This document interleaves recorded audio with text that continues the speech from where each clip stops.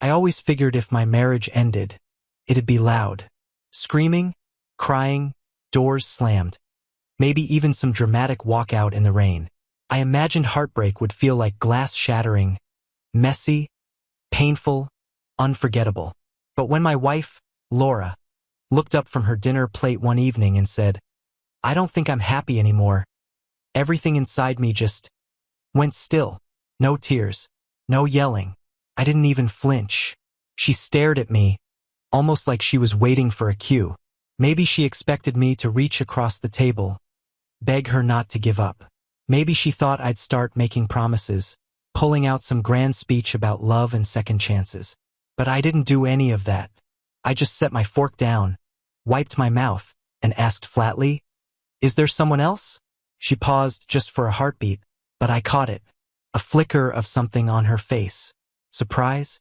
Guilt? She masked it quick, gave a little laugh and said, "Why would you even think that?" I leaned back, kept my voice steady. Because stuff like this doesn't just come out of nowhere. Laura looked away and pushed her plate aside, like her appetite had vanished. Then with this weird half-smile, like she was trying to stay in control, she said, "I just don't think we're right for each other anymore." I nodded, slow. That wasn't the truth.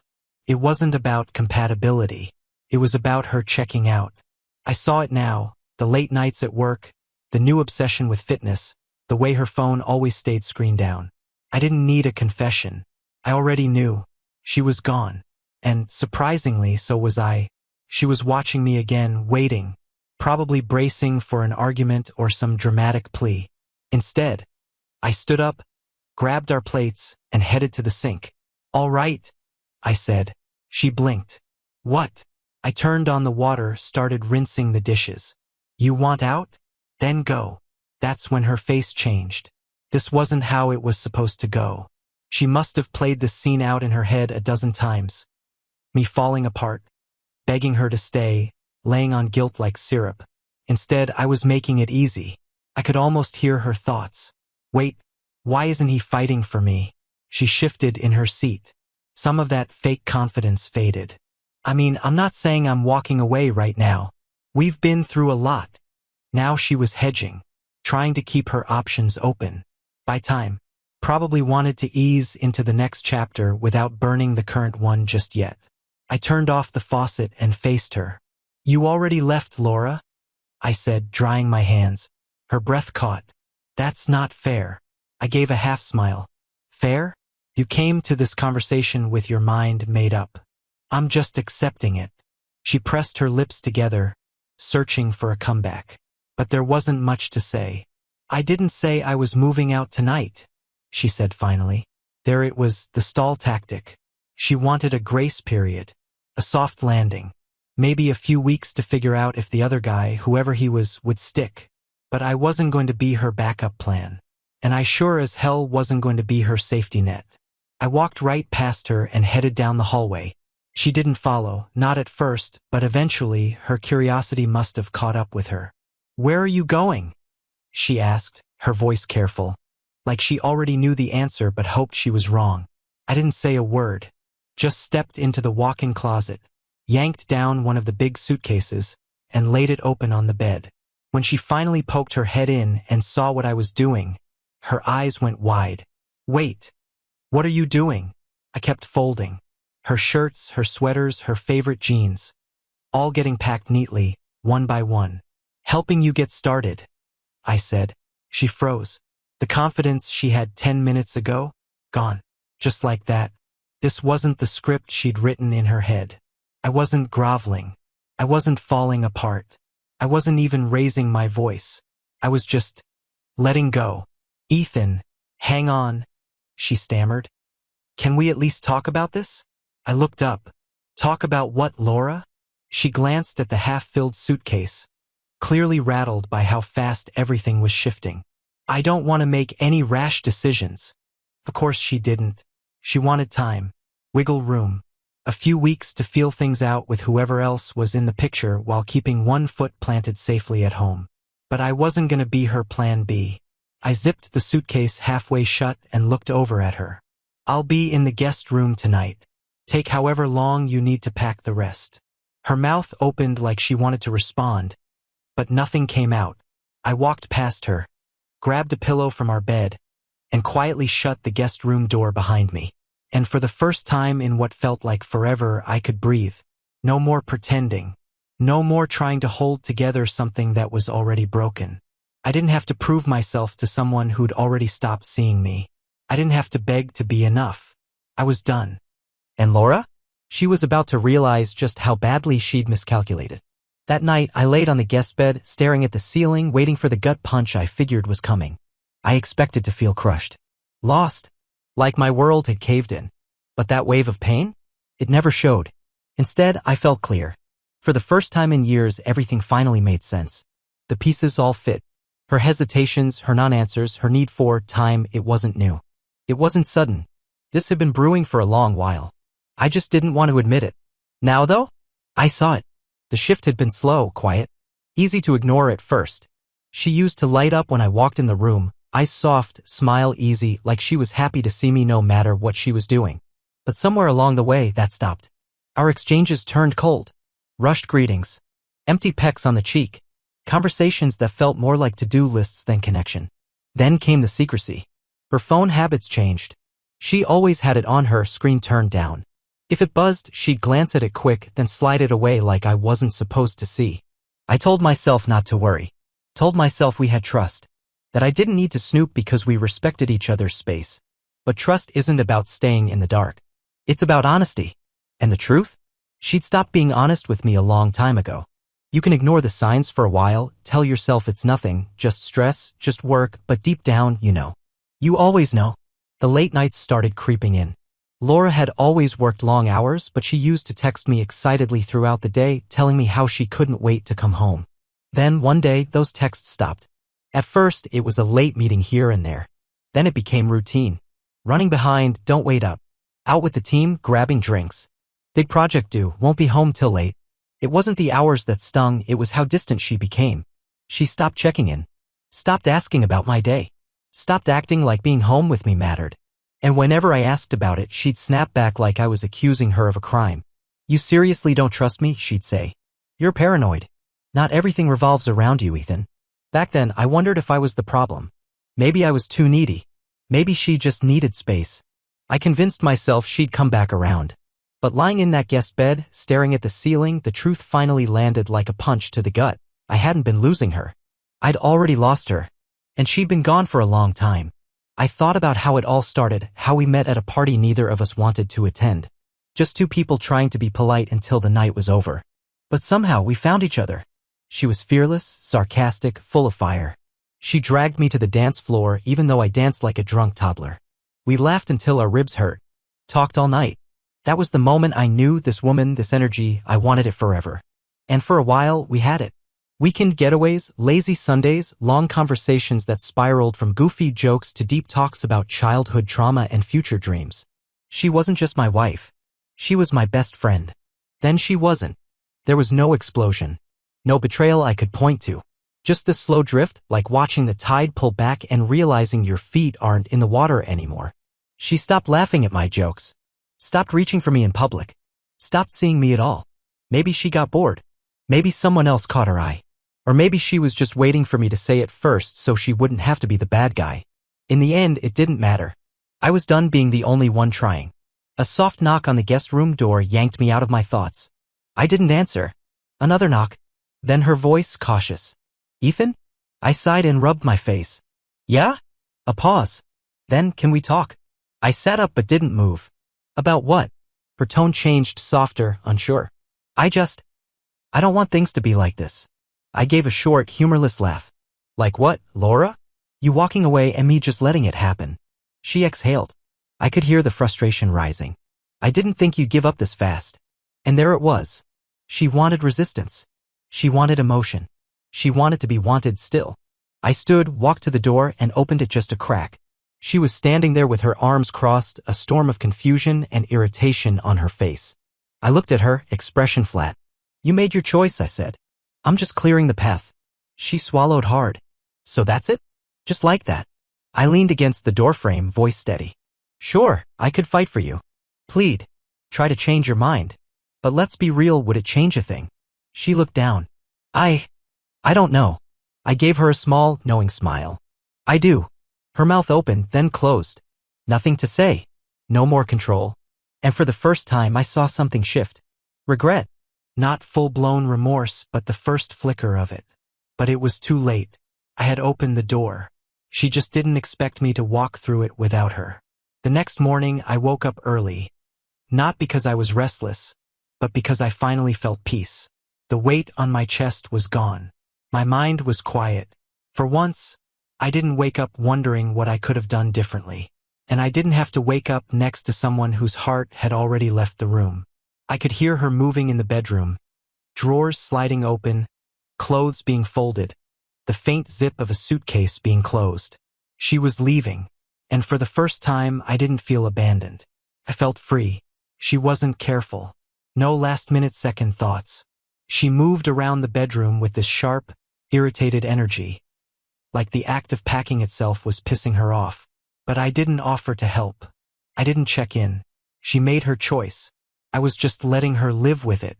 A few hours later, she was by the front door, suitcase at her side, keys in her hand.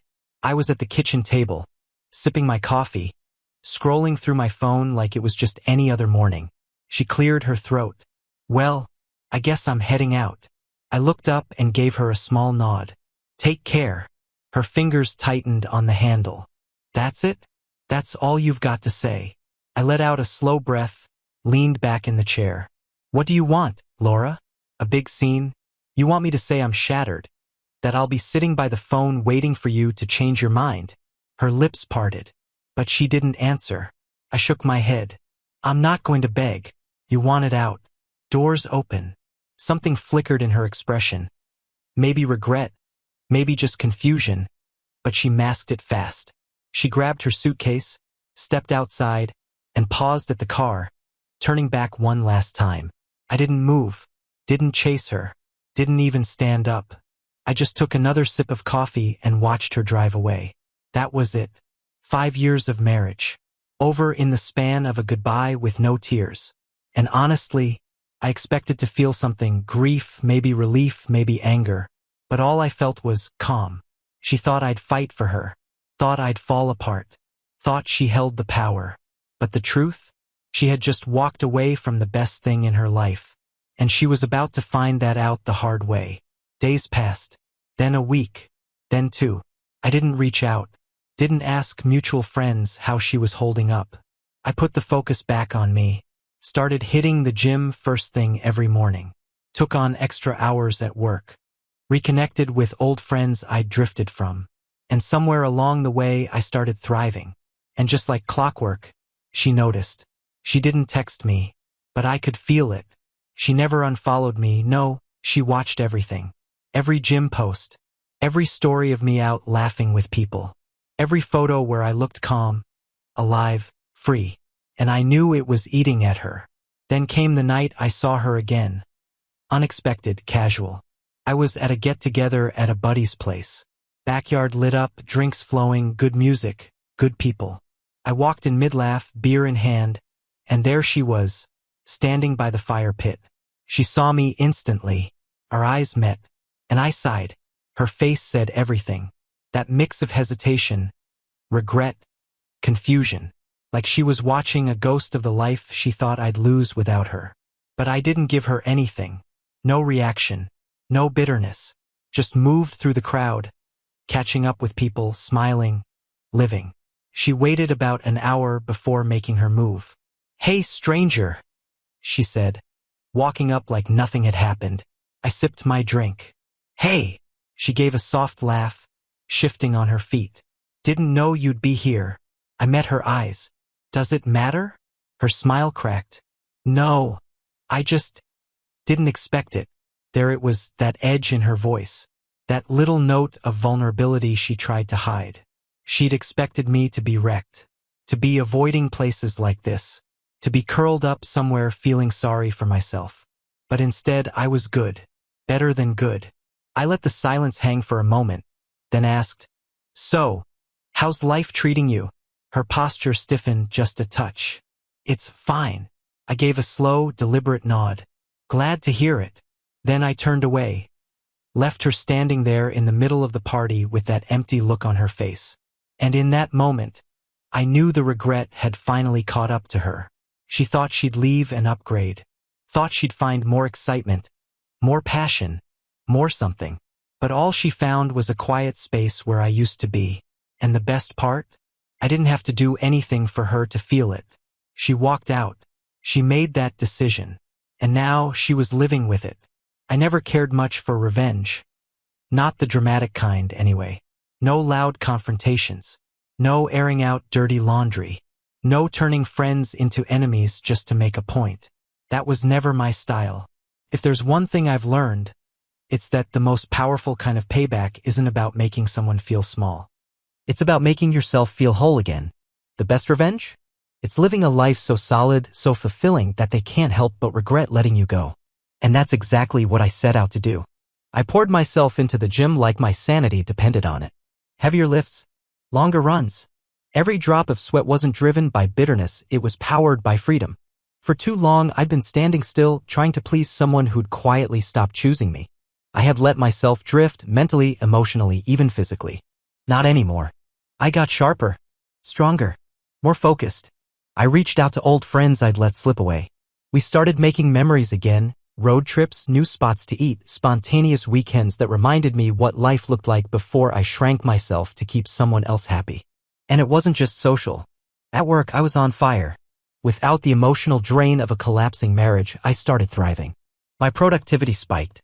I landed new clients, closed big deals, and within months, I was promoted. Suddenly, success wasn't a goal, it was my reality. And all the while, Laura was watching. She didn't message me, not at first. But she never stopped looking. Her name kept popping up in my story views, every gym video, every dinner photo, every weekend hike. Maybe she thought I was faking it, putting on a show hoping she'd reach out. But I wasn't pretending. I wasn't playing games. I was good. And I think that's what got to her most. Then one day, it happened. Out of the blue, I got a text. Hey, saw something that reminded me of you. Hope you're doing well. I stared at it for a second. Then I left it on read. She had made her choice. And I was no longer her safety net. The next time I saw her face to face, it wasn't at some event. It was the produce aisle of all places. I was picking out some apples for the week when I heard it, her voice. Ethan. I turned. There she was. She looked different. Not bad. Just uncertain. Like someone who used to walk tall but wasn't sure of her steps anymore. I nodded politely. Laura. She gave me a half smile and glanced awkwardly at my cart. Fresh fruit. Lean proteins. A man taking care of himself. You look good, she said. I knew she didn't just mean my appearance. She meant all of it. I looked like someone who had moved on. Like a man she no longer had any influence over. Thanks, I said, calm and steady. Life's been good. That hit her. I saw it, just a flicker in her eyes. The kind of flicker that comes when you realize the world didn't fall apart without you in it. You seem busy? I chuckled lightly. Yeah, you could say that. She shifted her weight, biting her bottom lip. I've missed talking to you. There it was, the first real crack. The first sign she was slipping from confidence into reflection. I tilted my head slightly. Yeah? She nodded and took a small step closer. I don't know. I've just been thinking a lot lately. I didn't say anything. I let the silence do the talking. Let her feel the gravity of everything she gave up. That's when she sighed, soft and quiet, like someone finally facing the mirror. I didn't think it'd feel like this, she said, voice barely steady. She thought leaving would bring freedom. That she'd walk out and feel lighter, happier, like she'd finally stepped into some better version of her life. But instead, she felt hollow. Not my problem. I gave a calm, easy shrug. You made your choice. She blinked, caught off guard. Ethan, Before she could finish whatever half-baked apology or justification she was about to spill, I checked my watch. I should head out. Got a meeting soon. She just stood there, blinking like she couldn't quite process what was happening. She thought this moment would be her redemption arc. That I'd lean in, open the door she had slammed shut, maybe even say I missed her too. Instead, I treated her like a memory. Distant. Unimportant. She forced a weak smile. Right? Well, it was good seeing you. I nodded. You too, Laura. Take care. Then I walked away. Didn't look back. Didn't hesitate. Just pushed the cart toward checkout like she was no different than any other passerby in the store. And I could feel it, her eyes burning into my back as I left. That was the moment it hit her. She had no more control. No more sway. For the first time since she left, she realized what she'd truly given up, something solid. Something real. The kind of man she wouldn't find again. But it was too late. I had already moved on. At first, it was subtle. She kept watching my social stories. Liked a few posts she normally wouldn't. Then came the random "Hey, have you been?" text that I didn't answer. And the casual run-ins that didn't feel all that accidental. She wasn't just lurking, she was probing. Trying to see if there was still a crack in the door she could slip through. But there wasn't. That door had been shut, locked, and rebuilt into something better a long time ago. Then came the breaking point. It was a quiet Friday night. I'd just gotten home from a dinner meeting, still in my blazer, unwinding with a drink when my phone buzzed. I glanced at the screen. Her name. I almost ignored it. But curiosity won out. Hello? There was silence for a beat. Then a slow, shaky exhale. Ethan. Her voice sounded different. Not casual. Not flirty. It was raw. Worn down. Scared. I waited. I know I probably shouldn't be calling, she said. But I needed to talk to you. I rubbed my face, already tired of where this was heading. What do you want, Laura? She let out this little nervous laugh that sounded more like a cry. I don't even know where to start. Try the beginning. She was quiet. Then finally she breathed in deep and said it. I made a mistake. I let the words hang there. Which part? I asked flatly. All of it, she whispered. Leaving. Thinking I needed something different. Thinking life would be better without you. Her voice cracked. You could hear it now, the weight she'd been carrying. Months of regret all catching up. I thought I wanted freedom, she said. But it didn't mean anything. The new apartment, the parties, the quiet mornings, they were just empty. I didn't realize until after I left that I already had what I needed. I just didn't see it. That kind of confession would have wrecked me once. Would have kept me up at night. Would have had me wondering if we had one more shot.